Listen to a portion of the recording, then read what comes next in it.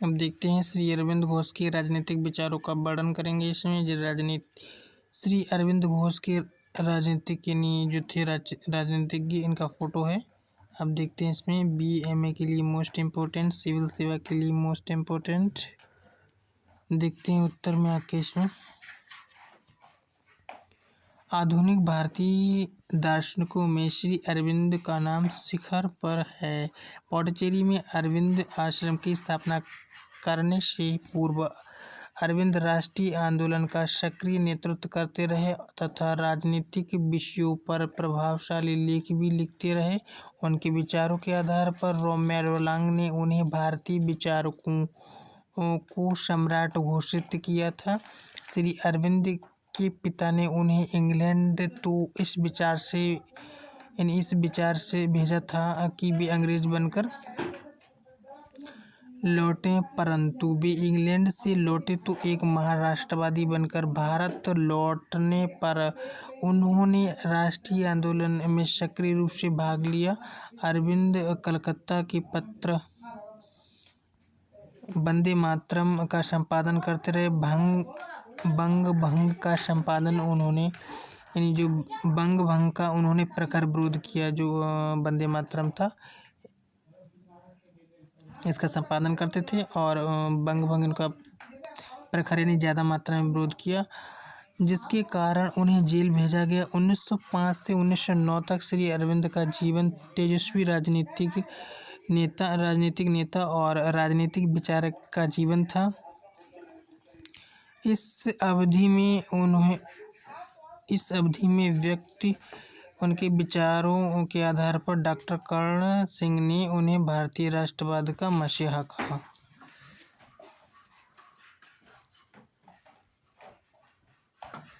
अरविंद के राजनीतिक विचार। श्री अरविंद एक महान दार्शनिक थे। अपना संपूर्ण जीवन धर्म और अध्यात्म को समर्पित करने से पूर्व उन्होंने भारतीय राष्ट्रीय आंदोलन का नेतृत्व किया था, साथ ही राजनीतिक विचार भी व्यक्त किए थे। इंदु प्रकाश और वंदे मातरम में प्रकाशित उनके ओजस्वी लेखों के आधार पर कहा जा सकता है कि अरविंद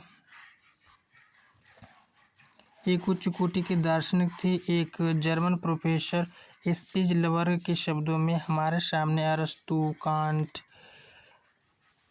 स्पिनोजा और हेगल आते हैं, परंतु इनमें से किसी की दार्शनिक प्रणाली उतनी सर्वांगीण नहीं है कि ऐसी दृष्टि नहीं है कि जैसे अरविंद की।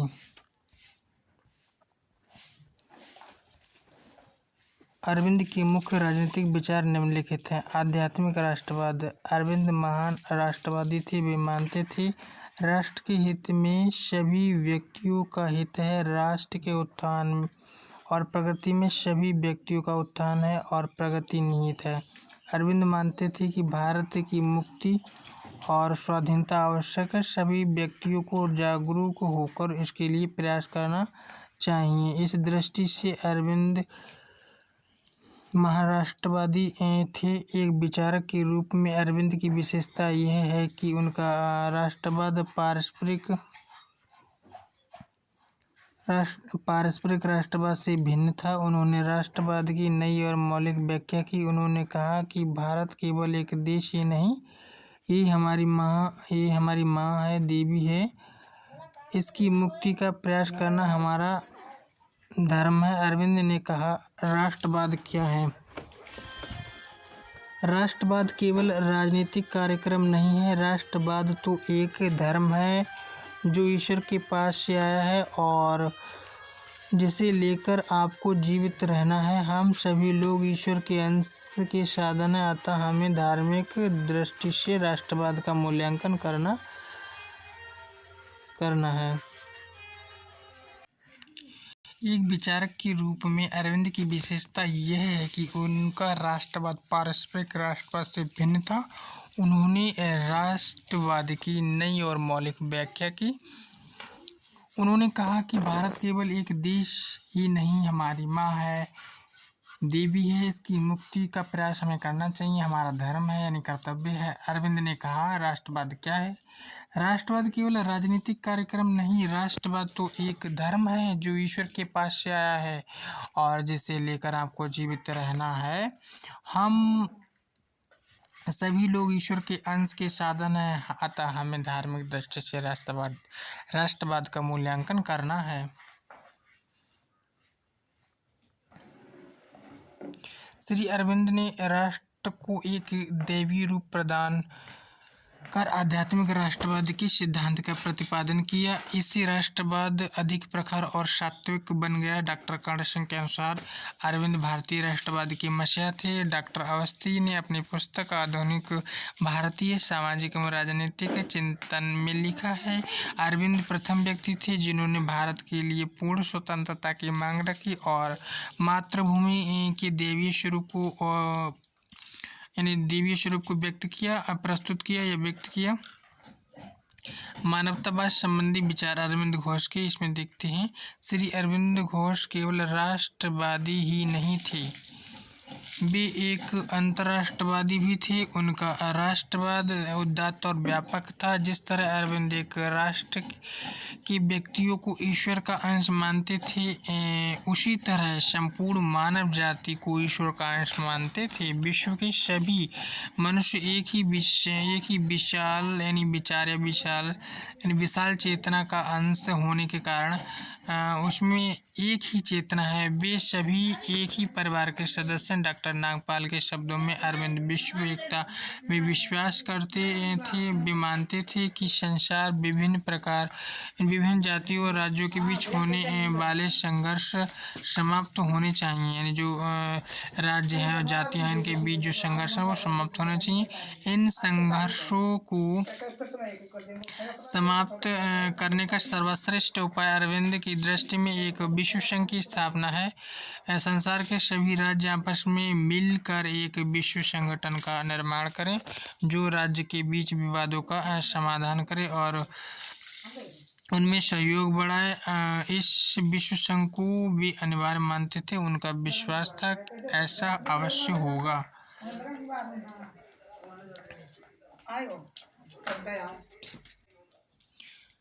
स्वतंत्रता संबंधी विचार अरविंद मानव स्वतंत्रता के अनन्य थे। वे मानते थे स्वतंत्र व्यक्ति के व्यक्तित्व के विकास के लिए अत्यंत आवश्यक है। वे मानव स्वतंत्रता के दो पक्ष मानते थे, आंतरिक स्वतंत्रता और बाह्य स्वतंत्रता। आंतरिक स्वतंत्रता वह है जिसमें मनुष्य भय, लोभ, वासना आदि विकारों से मुक्त रहता है। बाह्य स्वतंत्रता वह है जब व्यक्ति अपनी इच्छा अनुसार आचरण करने के लिए मुक्त हो।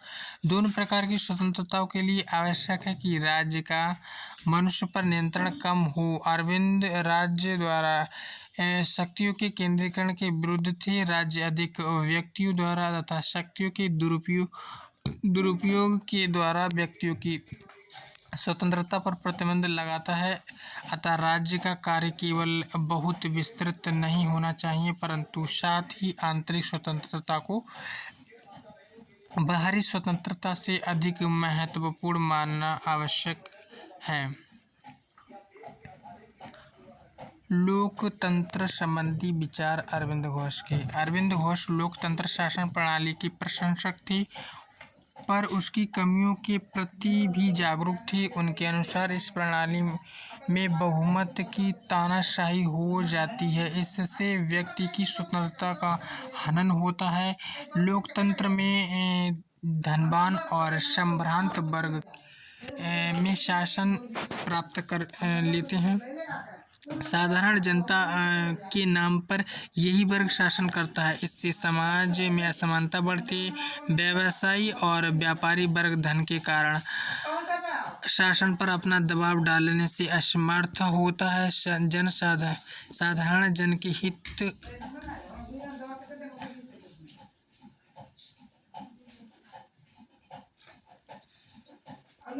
हित उपेक्षित रहते। इन सब कमियों को दूर करने के लिए श्री अरविंद का विचार था लोकतंत्र शासन प्रणाली में राजनीतिक शक्तियां विकेंद्रीकृत होनी चाहिए।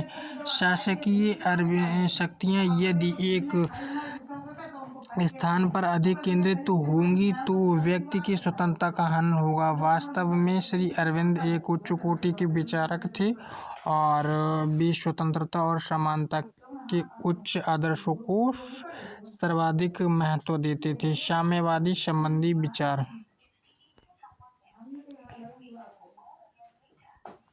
श्री अरविंद घोष यद्यपि व्यक्तिगत स्वतंत्रता के प्रबल समर्थक थे, वे आर्थिक व्यक्तिवाद में विश्वास नहीं रखते थे। वे पूंजीवाद के समर्थक नहीं थे। उनके अनुसार समाज में आर्थिक समानता होनी चाहिए। राज्य व समाज का यह प्रमुख कार्य है कि वे आर्थिक समानता की व्यवस्था करें। राज्य द्वारा आर्थिक क्षेत्र में किए जाने वाले सेवा कार्यों को वे एक आवश्यक कार्य मानते थे, परंतु वे साम्यवादी के पक्ष में नहीं थे। साम्यवाद राज्य को सर्वोच्च शक्तिशाली माध्यम के रूप में स्थापित करता है। अरविंद इस विचार के समर्थक नहीं थे। वे मानते थे कि इससे आर्थिक समानता की स्थापना के नाम पर व्यक्तिगत स्वतंत्रता नष्ट होती है। साम्यवाद का आध्यात्मिकवाद से विरोध आध्यात्मिकता से जो आध्यात्मिक है, आध्यात्मिकता के विरोध से भी उन्हें पसंद नहीं है।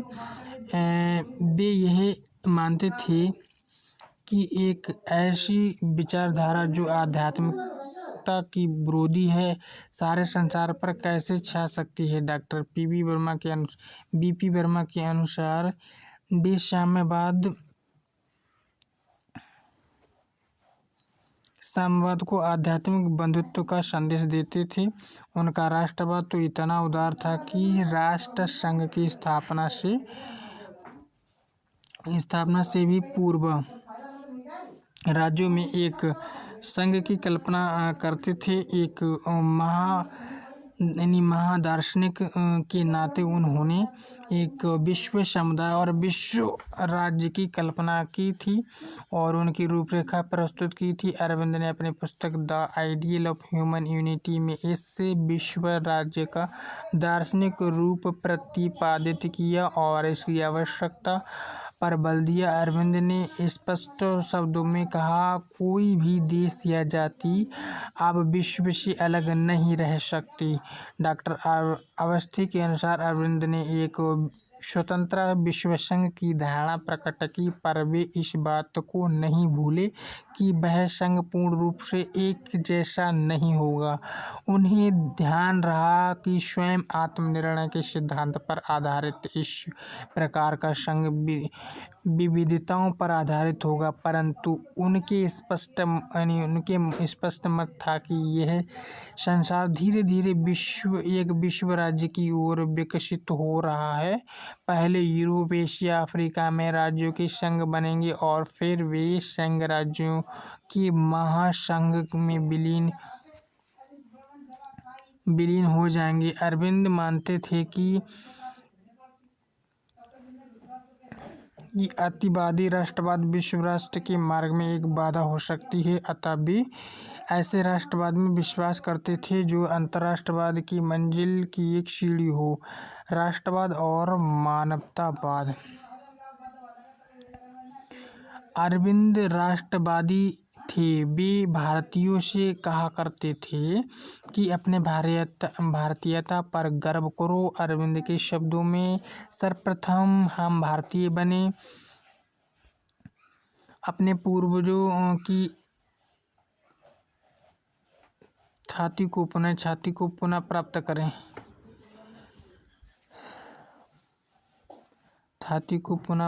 करें। हम आर्य विचार, आर्य चरित्र और आर्य अनुशासन को पुनः प्राप्त करें। साथ ही अरविंद भारतीयता को मानवता से सीधा जोड़ते थे। वे मानते थे कि संसार के सभी मनुष्य एक ही विशाल विश्व चेतना के अंश हैं, इसीलिए सभी मनुष्यों में एक आत्मा के अंश हैं।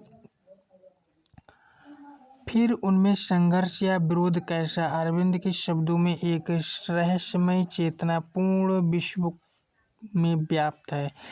यह एक दैवीय वास्तविकता है। यदि यह हम सब में व्याप्त है और इसने हम सबको एक कर रखा है। राष्ट्रवाद और साधन। श्री अरविंद एक राष्ट्रवादी के रूप में भारत को राजनीतिक रूप से मुक्त कराना चाहते थे। इसके लिए वे उग्रवादी साधनों के पक्ष में थे। यद्यपि अरविंद स्वयं क्रांतिकारी साधनों का पालन नहीं करते थे, परंतु क्रांतिकारियों से उनका निरंतर संबंध बना रहता था और वह उनके प्रशंसक भी थे। अरविंद अंग्रेजों के विरुद्ध संघर्ष को धर्म युद्ध का नाम देते थे। तिलक के ही समान अरविंद भी स्वदेशी और निषेधात्मक प्रतिरोध के समर्थक थे। बंग भंग का विरोध करने के लिए अरविंद ने इन्हीं दो शस्त्रों का अंग्रेजी के विरुद्ध खुलकर प्रयोग करने का आग्रह किया था। डॉक्टर लक्ष्मण सिंह के शब्दों में, सरकारी अदालतों और न्यायालयों के बहिष्कार को भी अरविंद ने निष्क्रिय प्रतिरोध के बहिष्कार कार्यक्रम में सम्मिलित किया था। अरविंद भी तिलक की तरह विदेशी संस्थाओं और कानूनों का विरोध करने का आग्रह करते थे। उन्होंने लोगों से आग्रह किया कि वे विवाद न्यायालय में न ले जाएं, विवादों को आपस में सुलझा लें। इस प्रकार अरविंद एक महान नेता और महान दार्शनिक थे। उन्होंने राष्ट्रवाद को एक अभिनव आध्यात्मिक रूप प्रदान किया, परंतु उनका राष्ट्रवाद मानवता और अंतर्राष्ट्रवाद का परिपूरक था। डॉक्टर राधाकृष्णन के शब्दों में, अरविंद हमारे युग में सबसे महान बुद्धिजीवी थे और चेतना के जीवन की महान शक्ति थे। राजनीति व दर्शन के प्रति अमूल्य कार्यों के प्रति भारत सदा कृतज्ञ रहेगा। मूल्यांकन। श्री अरविंद ने भारतीय दर्शन के साथ साथ विश्व के श्रेष्ठतम राजनीतिक और दार्शनिक साहित्य का अध्ययन किया था। वे विश्व के श्रेष्ठतम दार्शनिकों में से थे। उन्होंने राष्ट्रवाद को नया रूप दिया और अंतर्राष्ट्रीयता एवं विश्व बंधुत्व के मार्ग का एक माध्यम माना। भी पाश्चात्य विचारधाराओं की भौतिकवाद के साथ भारत के आध्यात्मिकवाद का समन्वय चाहते थे। सौम्या रोलांग के अनुसार अरविंद यूरोप और भारतीय प्रतिभा के सर्वश्रेष्ठ इन श्रेष्ठतम समन्वय थे। वास्तव में श्री अरविंद उच्च कोटि के विचारक थे।